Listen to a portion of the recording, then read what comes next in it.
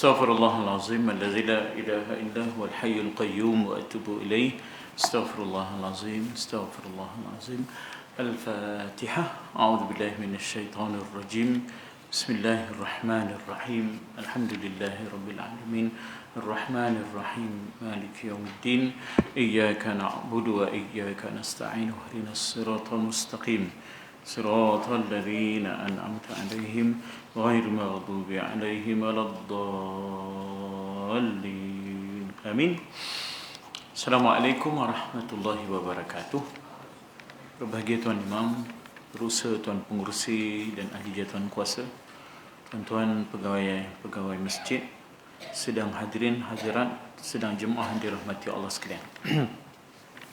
Alhamdulillah alladhi habbaba ilayna al-iman wal-islam wa zayyanahuma fi qulubina wa karaha ilayna al-kufra wal-fusuq wal-asyan.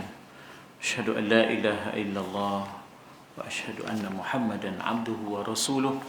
Rabbi shrah li sadri wa yassir li amri wahlul 'uqdatam min lisani yafqahu qawli. Subhanak لا علم لنا إلا ما علمتنا إنك أنت العليم الحكيم لا حول ولا قوة إلا بالله العلي العظيم. Kita bersama dengan kitab Risalah Sufi Al-Qushairi ataupun disebut Risalah Qushairiyah oleh Imam Abdul Karim Ibn Hawazin, dan kita sampai ke tajuk yang ke-31, iaitu Futuwah, yang diterjemahkan sebagai kesatriaan. Maknanya hebat, wira, hero, ya, pemuda, ya, jantan. Itu di antara terjemahan ya yang sesuai, iaitu kejantanan, keperwiraan, kepemudaan. Jadi di sini tidak tertakluk kepada umur. Sebaliknya ialah sikap, sifat, tabiat, karakter. Dia bukan soal umur, ya, dia bukan soal umur. Dan kita dah baca sebahagiannya, dikatakan keperwiraan, kesatriaan, kepemudaan, kejantanan seseorang itu ialah tidak pentingkan diri sendiri. Mula-mula kita baca dulu, suka memberi perhatian untuk membantu orang lain. Dia bukan selfish, dia selfless. Dia ketepikan keselesaan dirinya untuk dia membantu orang lain. Maka kemudian pengarang kita bawa bagaimana Nabi ketika orang lain di padang mahsyar sebut nafsi, nafsi, diriku, tak boleh nak tolong orang lain, diriku, tetapi Nabi tetap ummati, ummati. Nabi cakna, prihatin terhadap orang lain. Itulah keperwiraan, itulah kejantanan, itulah kepemudaan. Jadi bukan soal umur, sikap, tabiat, karakter yang suka menyantuni orang lain, tidak pentingkan diri sendiri. Maka itu yang dikatakan futuwah, keseteraan ataupun keperwiraan, kejantanan, ya, kepemudaan. Kemudian di antara lain disebut yang kita dah baca ialah seorang yang dikatakan perwira itu ialah sifatnya tak ada musuh, suka memaafkan.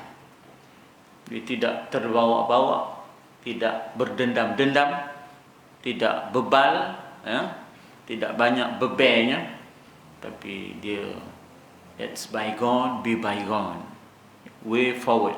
Kita fikirkan yang kadang, yang sudah tu sudahlah. Teman buka book baru, tak ada nak buka fail lama. Itu seorang yang dikatakan futuwah, perwira, ya, seorang yang satria, tak ada terbawa-bawa cerita lama. Kalau terbawa-bawa cerita lama, sudahnya tak ke mana kita. Ika baik benar dengan dia, tok Mika kemarin, tok dia lah ngeraja kan. Langsung buka cerita lama, fail dah tutup, buka balik. Sudah tak ngombin ke mana? Dah cipta musuh balik lah. Ini masalah Syiah. Tak habis-habis. Tak habis-habis Syiah. Saja ditimbulkannya. Ngapa Aisyah beginilah. Ngapa Muawiyah beginilah. Ngapa demo berkelahi lah. Udahlah tu. Ya tak? Orang muda yang dikatakan perwira itu, dia tak ada paranoid, ya. Dia tidak terbawa-bawa dengan cerita lama. Kita fikir yang kadap. Lagi apa katanya? Tak ada musuh. Itu yang dikatakan futuwah. Dan katanya di sini juga bagaimana, iaitu termasuklah memaafkan. Al-afu indal maqdirah. Seorang yang gagah itu, yang hebat itu, yang jantan itu, yang perwira itu ialah boleh dia memaafkan walaupun dia boleh bertindak. Al-afu indal maqdirah. Dia boleh memaafkan walaupun dia boleh ambil pilihan untuk bertindak, tapi tak hendaknya boleh dimaafkannya, ya. Kalau kita baca sejarah Nabi lah, tahun yang ke-8 Hijrah, kan Nabi buka balik kota Mekah daripada belenggu penjajahan Quraisy. Jadi bila demo berimpun di hadapan Nabi, nunggu apa hukuman Nabi terhadap mereka. Sebab mereka lah dahulunya yang bermusuh ketat dengan Nabi, yang mengepung rumah Nabi, nak membunuh Nabi, ya tak? Yang memfitnah Nabi, macam-macam apa yang demo tak buat pada Nabi. Jadi bila Nabi masuk tahun yang ke-8 itu, demo dah nongok jauh itu, nunggu apa hukuman Nabi kepada demo semua. Maza tadhunnu anni fa'ilun bikum. Apakah sangkaan kamu? Apakah tindakan aku terhadap kamu semua? Kamu fikirkan macam mana? Dia kata, akhun karim wa ibnu akhin karim. Tuanlah saudara kami, tuanlah anak saudara kami. Udah ngaku saudara pula dah. Maknanya engkaulah saudara kami, akhun karim yang mulia, wa ibnu akhin karim, engkaulah anak saudara kami yang begitu mulia. Dia macam kita lah bila musim durian, kan banyak ngaku saudara. Masa itu pun balik kampung kan tak? Ni tak lain, dia mencari durian aku lah ni kata. Kita orang lain kena lagi sore ni. Sajalah pun durian ada bau tak? Jadi udah demo tu macam muka kesian je. Engkaulah saudara kami yang mulia, engkaulah anak saudara kami yang mulia. Yang kemarin kepung rumah dia, nak bunuh dia serentak itu, tapi Nabi tak ambil tindakan balas dendam. Nabi kata, izhabu fa antumut tulaqa la tasribakumul yaum. Pergilah kamu semua, aku lepaskan. Kamu tidak akan dikecewakan. Jadi pengampunan beramai-ramai. Ya tak? Disebut sebagai amnesty, ya, general amnesty, maknanya pengampunan beramai-ramai. Jadi begitu Nabi. Keperwiraan Nabi, kesatiriaan Nabi itu dilihat bagaimana Nabi memaafkan. Ini sebenarnya reverse logic bagi orang yang dikatakan perwira, yang dikatakan hero tu mestilah Genghis Khan, ya, ataupun anak dia Kublai Khan, ataupun cucu dia Hulagu Khan, tak termasuk Shahrukh Khan. Hebat dia Kublai Khan ke Genghis Khan. Dah, bukan itu perwira dalam pandangan agama. Perwira dalam pandangan agama ialah mereka yang boleh mengampunkan dalam keadaan boleh bertindak. Mereka yang tak ada musuh, mereka yang sangat mementingkan untuk menyantuni orang lain, bukan mementingkan diri sendiri. Mereka yang suka bermaaf. Ini keperwiraan dalam pandangan agama, ya. Nak buat itu bukan mudah. Teorinya mudah. But to put into practice itu, ya. Hei teman, tak dapat dia, anak cucunya teman cari. Tak dapat anak cucu, teman sumpah 7 keturunan. Itu. Walaupun rupanya lembut dia orang Melayu ni, tapi dan dia nyumpah, tak ada bangsa yang nyumpah 7 keturunan. Agaknya ada mengaji genetic engineering kot. Itu yang tahu 7 keturunan tu. Kejuteraan baka tu ya. Dikatakan An-Nasrabadhi menyatakan Ashabul Kahfi disebut sebagai pemuda, fityah. Kerana mereka beriman kepada Allah, menungkah arus yang syirik. Mereka jadi minoriti, mereka jadi tak popular, tak apa. Mereka boleh tongkah arus itu, yang penting mereka bersama dengan kebenaran.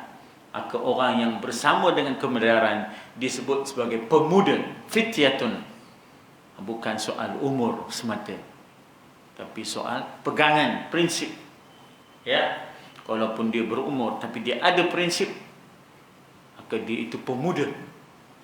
Untuk apa umurnya 28 tapi tak ada prinsip?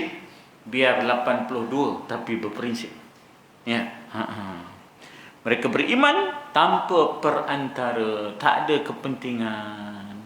Maka akhirnya Allah turunkan karamah kepada mereka walaupun tidur di dalam gua 300 tahun campur 9 ikut pergerakan matahari. Ya. Kita ada Gregorian calendar, ya. Kita ada Luna, tahun Qamariyah 309. Ikut Gregorian 300. Jadi maknanya perkiraan Gregorian itu ada disebut dalam suratul Kahfi. Walabithu fi kahfihim 300 sinin. Ambil pergerakan bulan wazdadu 9, jadi 309. Jadi macam saya umur 60. Jangan campurlah 62 mika tu. Jangan berasa tak? Perasan bukan 62 ikut pergerakan, maknanya perjalanan bulan, ya, kita kata Qamariyah dah kena tambah setiap 30 tambah 1, setiap 30 tambah 1. Ada jadilah 62. Baik.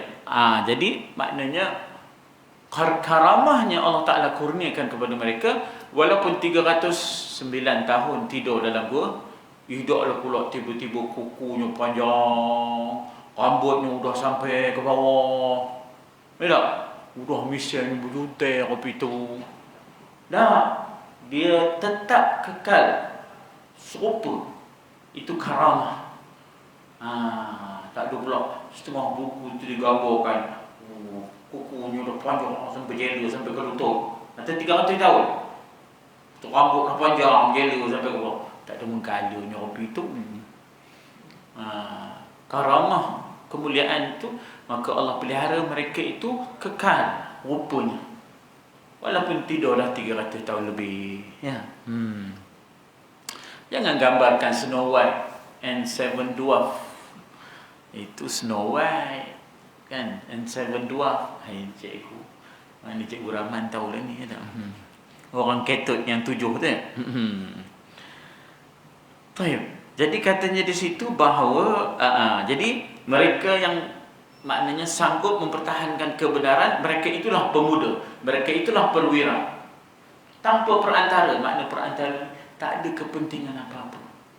Bahkan mereka korbankan kepentingan sebagai anak-anak bangsawan, anak-anak pembesar. Tidak ada makna kekayaan, kehebatan, harta benda, kemegahan kalau tidak berpegang kepada kebenaran. Itu dia. Itu yang dikatakan keperwiraan itu. Dikatakan manusia yang futuwah, yang dikatakan perwira, satria, ya, pemuda, kejantanan itu adalah orang yang berani menghancurkan berhala. Maksudnya Nabi Ibrahim alaihissalam walaupun sendiri tetapi dia menongkah arus, berpegang kepada kebenaran, tak maunya dia akur dengan keadaan majority arus perdana. Ma ta'buduna min dunillahi ma la yanfa'ukum wa la yadurrukum. Uffil lakum wa lima ta'buduna min duni. Apa sahaja kamu sembah sesuatu yang tidak memudaratkan dan memanfaatkan. Ma lakum ta'buduna min dunillah. Kenapa tidak sembah Allah? Kenapa sembah selain Allah? Sedangkan yang kamu sembah itu tidak membawa manfaat, tidak membawa mudarat.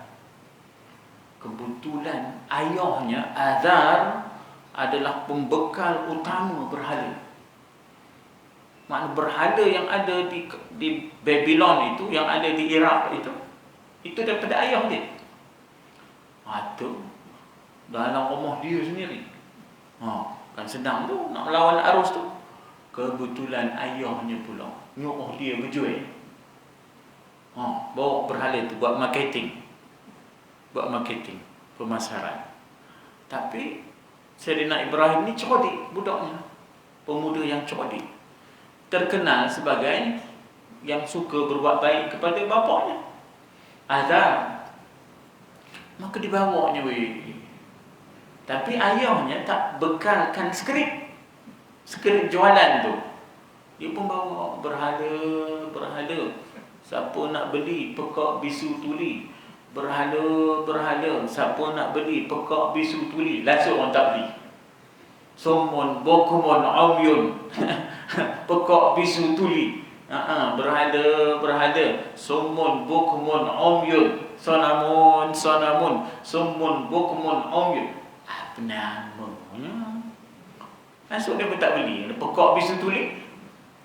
Jadi dia dapat laksanakan mission itu, tugas itu. Dia dapat dibuat 2 dalam 1. Ikut lagu ayahnya, suruh berjual, udah. Tapi dalam masa yang sama dia menyampaikan risalah tauhid. Ini kebijaksanaan yang disebut sebagai wisdom, yang kita minta, Allahumma ftah alaina hikmah. Ya Allah, bukakan kepada kami kebijaksanaan. Ada orang berilmu tapi tidak hikmah. Dia ada 2 tu. Berilmu, satunya bawah padanya ialah jahil. Kemudian berilmu, atas lagi ialah kebijaksanaan yang disebut sebagai hikmah. Ada kalanya punya ilmu tapi tidak ada hikmah. Apa kau ke berjual segala ayo ais ni, apa musim ni musim hujan misalnya. Contoh. Kan? Apa kau ke berjual? Tak pandai ke baca ayo ni, tapi mika berjual tu tidak hikmah, tidak bijaksana. Tempat itu orang takkan singgah. Orang turun laju. Simpang penaga tu bila nak turun tu, siapa dia nak berhenti belakang dan ngekor kita? Kan? Ada berjual ayonyo ke apa benda kan situ kan. Kita nak cega, nak berhenti pun cega kan. Cega tu seroyo lah. Seroyo apa pula? Cega lah. Tulis dulu tu. Jadi tak hikmah, tidak ada kebijaksanaan. Ilmu ada tapi tidak ada kebijaksanaan. Jadi setingkat daripada ilmu itu ialah hikmah, wisdom, kebijaksanaan. Jadi ada orang barangkali punya ilmu tapi tidak ada hikmah. Maka kita pohon pada Allah, iftah alaina hikmatak. Bukakan ke atas kami ya Allah hikmah, kebijaksanaan. Bukan sekadar kami ada ilmu, tapi kami kena ada kebijaksanaan. Itu dia. Baik, jadi katanya di sini bahawa orang yang berani menghancurkan berhala ini ialah mula-mula dia ajak berbincang, berdebat dengan mereka yang menyembah berhala. Ya. Sampai ke tahapnya, maknanya dia bertahan dengan prinsipnya, wallahi diisytiharkan bahawa dia ada agenda, diisytiharkan. Wallahi la akidanna asnamakum, demi Allah aku akan pasti melakukan tipu helah, tipu daya, perancangan terhadap berhala-berhala yang kamu sembah. Itu yang dipecah-pecah-pecahkan, tinggi yang besar, digantungnya kapok kan. Jadi dia duduk lagi dalam tokong tu, dia duduk lagi. Bila orang kata balik daripada pesta, orang balik-balik tengok ada berhala dah habis hancur. Man fa'ala hadha bi alihatina. Siapa pula yang menghujurkan berhala kita, Tuhan-Tuhan kita. Sami'na fatan yazkuruhum yuqalu lahu Ibrahim. Ada juga terdengar seorang pemuda. Fatan, pemuda di sini. Ya, selalu sebut tentang berhala kita ini, mengkritik amalan dan anutan kita. Tak silap namanya Ibrahim. Yuqalu lahu Ibrahim. Rupanya Nabi Ibrahim ada. Dia duduk di belakang yang besar. Dia pun keluar nyongeng. Pasal dia dah siap hujah. Anta fa'alta hadha bi alihatina ya Ibrahim. Kamu buat kerja ini, mecah-mecahkan segala Tuhan-Tuhan kami. Bal fa'alahum kabiruhum hadha. Yang buat tu yang besar tu. Fa'alahu kabir. Kabir tu yang besar. Kabir bedi lah. Fa'alahum kabiruhum hadha. Yang buat tu yang besar. Dia pun tengok pada yang besar ada kapok kan. Circumstantial evidence. Kalau kita belajar law of evidence, undang-undang keterangan, ini dipanggil circumstantial evidence. Maknanya ada bukti circumstances, iaitu bukti yang tidak langsung, iaitu kapok ada dekat kepalanya, dekat tengkuknya. Katanya yang buat tu yang besar. Fas'aluhum in kanu yantiqun. Kalau tak percaya, tanya pada yang kecil-kecil ni. Dia tak suruh tanya yang besar tu, mampu tak mengaku. Dia suruh tanya yang kecil-kecil ni. Tentu dia nak membela diri. Fas'aluhum in kanu yantiqun, katanya. Dia pun wanita lah. Nika dia tanya. Apa lah teman? Nika dia tanya. Nak nanya pada berhala ni tadi. Jadi dia tolak wanita lah. Lama kata dia, wahai Ibrahim, apa nak ditanya? Kamu pun tahu demo ni tak boleh dengar, tak boleh berlabun. Jadi kata berjawab, gayung bersambut, terkilat ikan, jala pun tiba. Dah kamu tahu dia tak dengar, yang kamu ada kemana main minta macam-macam tu nak. Itu tu keperwiraannya dah. Dia berani berdepan. Maka akhirnya qalu sami'na fatan yazkuruhum yuqalu lahu Ibrahim faja'alahum juzazan. Ibrahim berani menghancurkan berhala-berhala. Tetapi ini setelah adanya debat dan hujah. Tak ada terus buat macam curling. Itu kan ada peristiwa curling tahun 80, tahun 79. Tahun 79. Budak MC yang buat, yang belajar di Australia tu, yang Zubair apa semua tu.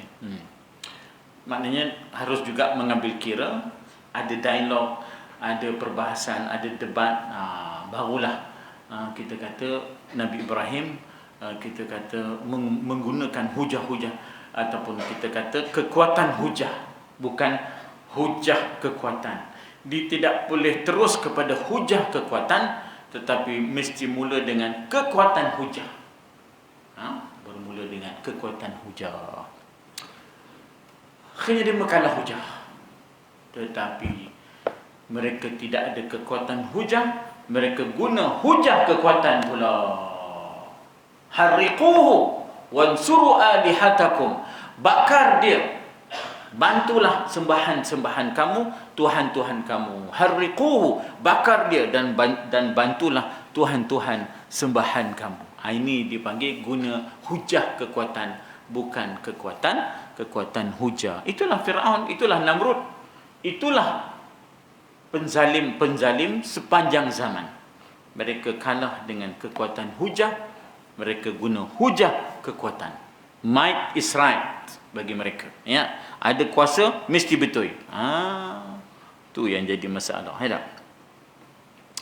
Taib, berhala habis di situ. Kemudian disebut oleh pengarang kita, ya, Imam Qushairi, berhala sembahan setiap manusia sebenarnya adalah hawa nafsunya sendiri.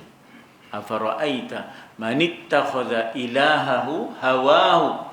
Apakah engkau tidak melihat, wahai Muhammad, mereka yang mengambil sembahannya hawa nafsu. Ittakhadha ilahahu hawahu. Kita ambil kataan hawa nafsu tu daripada bahasa Arab. Orang yang mengambil sembahannya akan hawa nafsunya. Tepuk dada, tanya selera. Apa dilabun? Doyan orang apa doyan kita nak tepuk dada tanya selera. Nah, ada wakra. Onda letak gini tau. Tepuk dada nanya selera. Ada? Mana boleh. Tak? Mana boleh tepuk dada tanya selera. Jadi kena buat revision, kena buat ulang kaji. Hadis Melayu tu kena ubah. Tepuk dada tanya agama. Ada pula tanya selera. Apa tak kira sudahnya. Tak? Bahaya. Tak? Jadi di antara yang menjadi halangan manusia untuk tidak menjadi perwira apabila kalah dengan nafsunya sendiri. Itu yang kita minta doa. Di antara 6 doa kita ialah minta lindung denganmu ya Allah daripada nafsu yang tak pernah cukup-cukup, tak pernah kenyang-kenyang, tak pernah puas-puas. Wa min nafsin la tashba', ya, daripada nafsu yang tak pernah cukup-cukup, tak pernah kenyang-kenyang. Wa min ainin la tadma', daripada mata yang tidak pernah menitiskan airnya. Wa min amalin la yurfa', daripada amalan yang tidak terangkat ke langit. Wa min du'ain la yusma', daripada doa yang tidak didengar, ya, yang tidak didengar oleh ahli langit. Itu di antara 6 yang kita minta. Daripada ilmu yang tidak membawa manfaat, min ilmin la yanfa', wa min qalbin la yakhsha', daripada hati yang tak pernah rasa takut dengan Tuhan. Ada 6 semua, ya. Jadi orang yang melawan hawa nafsunya dipanggil mujahadatun nafs, adalah futuwah, hero. Wa ma ubarri'un nafsi, aku tak boleh pandang ringan pada nafsu, kata Nabi Yusuf alaihi salam. Dia berjaya kawal diri dia, ya, nafsu dia, sehingga dia tak tergoda dengan the first lady of Egypt masa itu. Flow, ya tak? Kalau kita flow, first lady of Malaysia, kan? Di sana flow, first lady of Egypt. Punya Siti Zulaikha masa itu tergila benar kau usop ni. Minta maaf lu sebut nama mereka ni. Siapa juga sebut nama usop, dia terus hadiahkan gelang kalau ada gelang. Ada pula orang sebut lagi nama usop, terus hadiahkan beg tangan kalau beg tangan. Ada lagi orang sebut nama usop, orang muji usop, ada cincin, baginya cincin.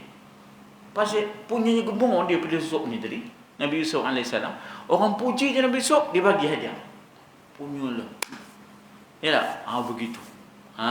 Dia dah lupa status dia sebagai the first lady of Egypt kerana tergilakan Yusuf AS. Tapi Yusuf tak adanya. Wa ma ubarri'un nafsi, inna nafsa la ammaratun bisu. Jadi perwiranya Yusuf AS, dia tak bagi muka kepada nafsu. Ya, dia tak bagi muka kepada nafsunya. Itulah yang dikatakan perwira dan satrianya Nabi Yusuf alaihi salam, ya. Al-Haris Al-Muhasibi menyatakan futuwah, keperwiraan itu ialah menuntut agar engkau berlaku adil kepada orang lain without fear and favor, kata orang putih. Jangan ada memihak, jangan ada rasa takut dengan orang tertentu, kelompok tertentu. Keadilan mesti ditegakkan kepada semua. Walau kanat Fatimah bintu Muhammadin sariqat laqata'tu yadaha. Kalau Fatimah anak Muhammad curi pun, aku potong tangan dia. Sebab semua orang kena sama di sisi undang-undang. Kisahnya keluar hadis ini sebab apa? Tiba-tiba tertangkap seorang wanita Bani Makhzumiyah. Bani Makhzumiyah ini adalah satu kabilah yang kebal, yang imun. Kalau dia buat kesalahan, tak kena. Dia ada immunity. Maka orang kata kepada Rasulullah, ya Rasulullah, hadhi imra'atun makhzumiyah. Ini wanita, ni perempuan Bani Makhzum, takkan kami nak potong tangan dia? Maka keluarlah hadis masyhur, "Lau kanat Fatimah bintu Muhammadin sariqat, laqata'tu yadaha." Kalau Fatimah anak Muhammad mencuri, baru potong tangan dia. Begitu, ya tak? Sebab semua orang adalah sama di sisi undang-undang. Jadi orang yang perwira itu, orang yang satria itu, orang yang katanya akan berlaku adil tanpa mengira siapa. Kalau orang putih kata without fear and favor, jangan ada memihak, jangan ada takut pada orang tertentu. Ya. Berlaku adil kepada orang lain, tetapi tidak menuntut keadilan dari mereka. Maknanya dia nampak ini cerita dunia dan tidak mahu terdorong untuk menuntut-nuntut hak itu. Nanti kalau disebut tuntut akhirat, lambat pula sudahnya nak masuk syurga. Di antara orang yang lambat masuk syurga ialah orang yang tak apa, kamu tak bagi hak aku, akhirat esok aku tuntut. Apa? Sudahnya lambat masuk syurga pasal fail dia tak buka lagi. Kawan ni tengah ngesut dekat sirat. Jatuh. Mana? Jatuh. Lepas tu ada lagi fail yang tak dibicarakan. Lambatlah. Duduklah di suatu tempat namanya qantarah. Satu dataran selepas sirat ada satu tempat qantarah namanya. Tak dapat lagi masuk syurga, kan kawan dah masuk dah. Atau mikir apa tak ngikut sekali. Ada kes tu kan tak selesai. Sedap bunyinya, tak apa. Akhirat esok teman tuntut, bunyinya sedap, tapi sudahnya melambatkan untuk masuk syurga. Kalau nak cepat, udah. Teman, ni cerita dunia je. Ya tak? Ini cerita dunia. Teman tak kan terbawa-bawa dengan head dunia ni. Umar ibn Uthman al-Makki mengatakan futuwah adalah memiliki akhlak yang baik. Keperwiraan, kesatriaan dan kehebatan itu adalah akhlak mulia. Kalau perangai tak elok pun, ya, tak adalah dianggap sebagai warrior, tidak dianggap sebagai perwira, tidak dianggap sebagai satria. Satria ialah seorang yang berakhlak mulia. Tak kiralah dia pakai proton apa. Proton satria ada. Proton satria kan kedua je pintunya. Dua lagi tak siap.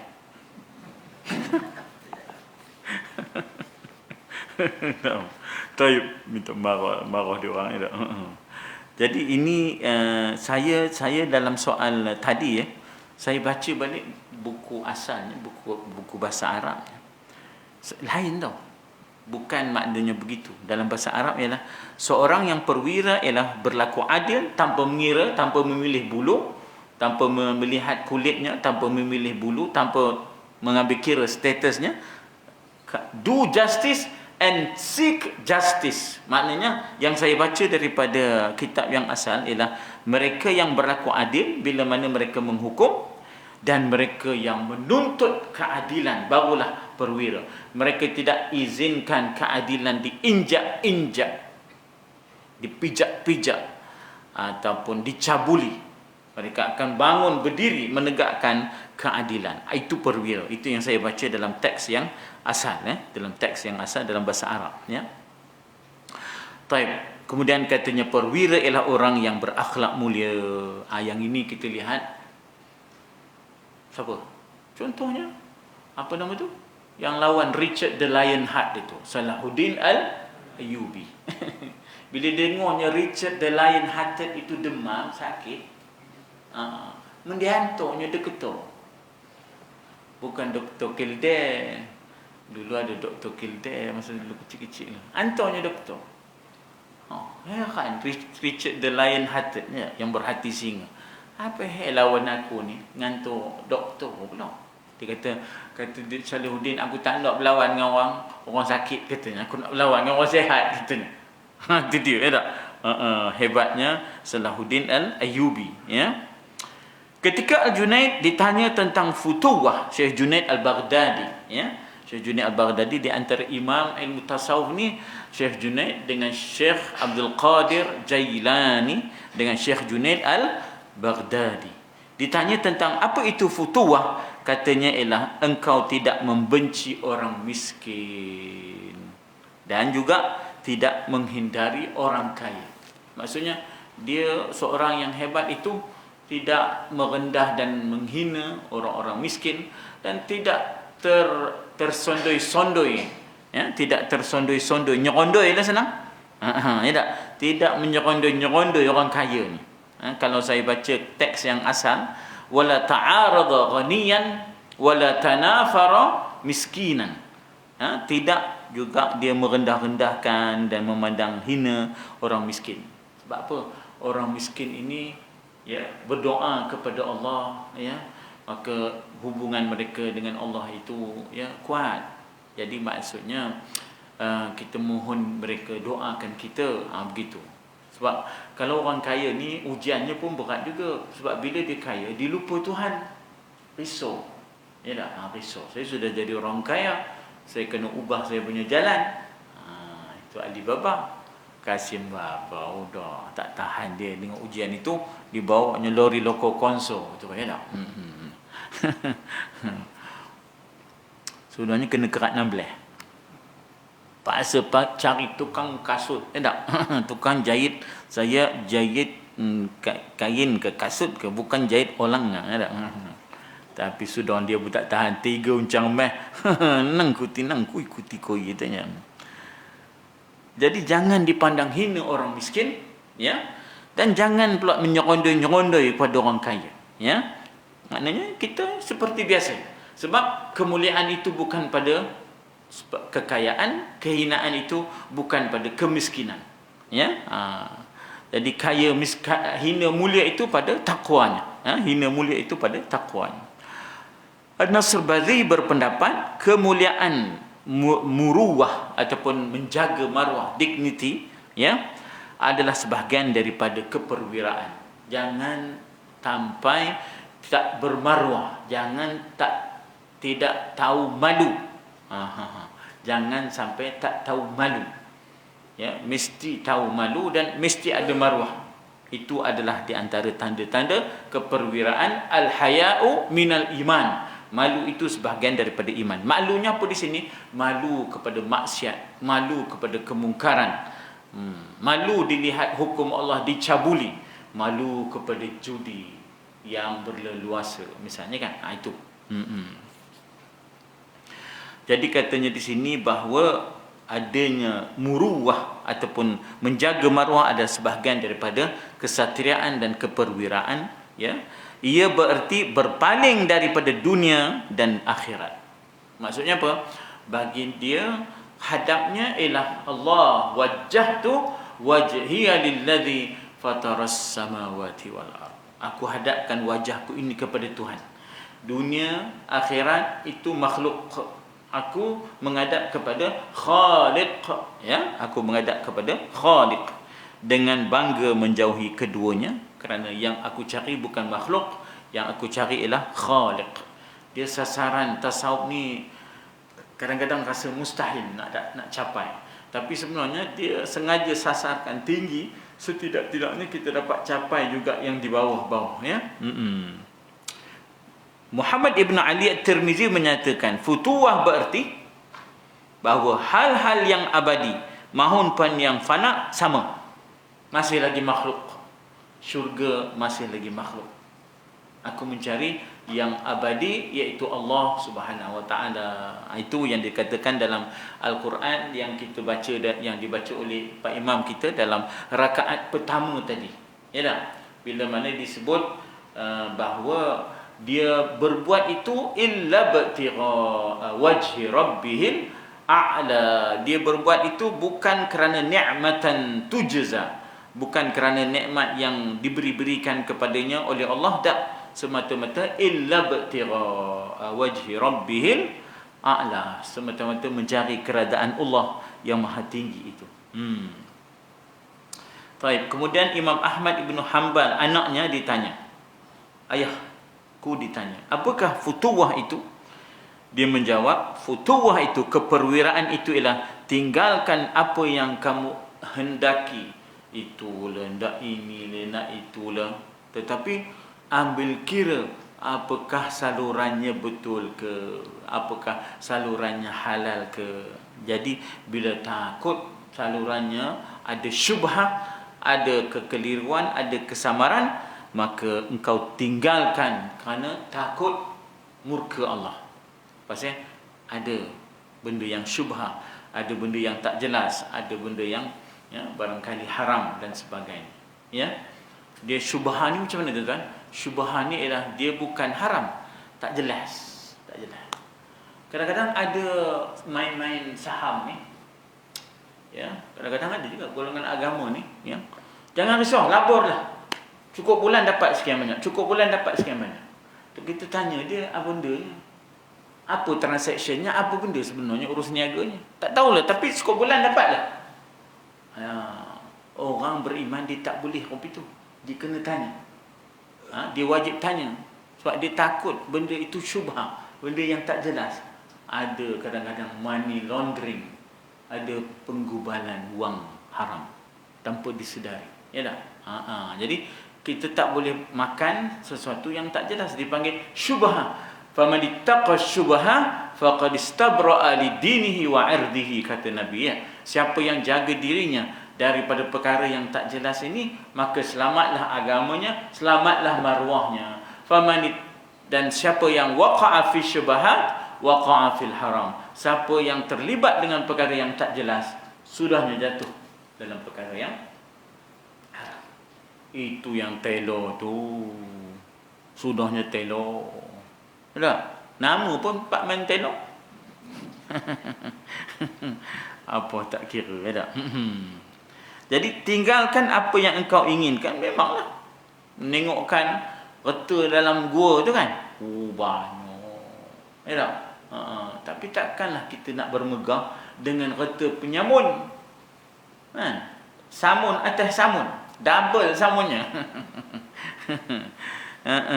Demi takut nanti Allah tanya, di antara soalan yang Allah Ta'ala tanya, an malihi min aina iktasab wa fima anfaqa, dari mana mereka dapat reta-reta dan ke mana mereka belanjakan. Jadi itu yang kita risau ya. Ditanya kepada salah seorang sufi, apakah futuwah? Katanya ialah engkau tidak peduli apakah tamu yang engkau hadapi. Sebab melayani tetamu adalah sifat orang yang beriman. Ya, man kana yu'minu billahi wal yaumil akhir falyukrim dhaifahu. Dalam hadis kan, siapa yang benar-benar beriman kepada Allah dan juga hari akhirat, hendaklah dia memuliakan tetamu. Jadi mungkin tetamunya dipandang second class, mungkin tetamunya bukan orang Islam, tak apa. Yang penting kita ada sifat melayan tetamu. Sebab di antara tanda orang yang beriman dengan Allah dan hari akhirat, orang yang memuliakan tetamu. Jadi katanya di sini, tak kiralah, tak pedulilah tamu yang engkau hadapi itu seorang kekasih Allah ke, seorang yang kafir, ataupun seorang yang kekasih Allah, wali ataupun kafir, orang kaya ke, orang miskin ke. Yang penting kita telah letakkan kedudukan kita melayani, menyantuni, memuliakan tetamu. Itu adalah ciri-ciri orang yang beriman. Tidak terbawa-bawa bila melayan orang kaya. Kacau tak kena teman. Teman tak sangka dia datang. Udah kacau tak kena. Orang kacau ya lah kena, kacau tak kena hangit lah pun. Ya tak? Tak ada teman dah tak reti nak melayan. Dia nak ngabarkan mulianya dia, ngapa orang yang mulia datang ke kenduri dia. Jika kalau orang katok kredit dia datang. Yang datang tu katok kredit, ya kan? Tak ada teman, ya tak? Tak ada teman, ya tak? Jadi maknanya di situ, hampa kau dah tumpang. Awak tak apa nampak. Apa? Kita tengok. Udah kejap.